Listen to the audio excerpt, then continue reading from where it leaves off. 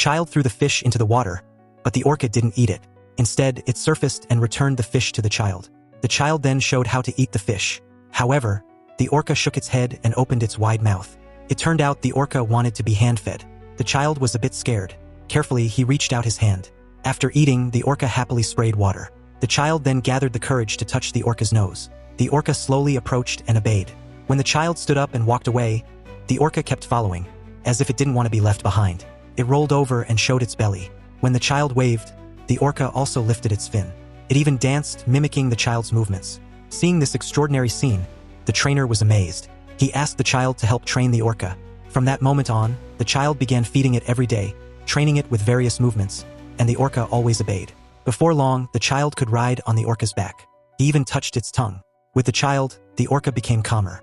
Seeing their strong bond and teamwork, the owner was delighted and arranged a show. But on the day of the performance, the loud noise from the audience frightened the orca. It refused to perform.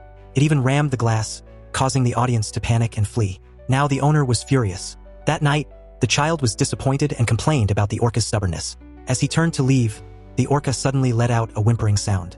The child sensed something was wrong and quickly climbed up the tower. He saw that the orca was calling out to its family in the open sea. The child was deeply moved. Suddenly, sparks appeared from the pool.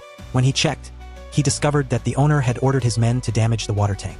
They wanted to kill the orca to claim the insurance money. To save the orca, the child and the trainer decided to release it into the ocean. They lifted the orca onto a truck and drove to the seaside. The truck was backed into the water so the orca could easily swim out. As everyone cheered with joy, the owner arrived with his men. He deployed boats and set up nets at the estuary to capture the orca. At this critical moment, the child stepped forward. He guided the orca to swim toward the seawall. There, they said their farewell. With the child's encouragement, the orca leaped as high as it could, soaring over the child's head before plunging into the open sea. The orca was finally free.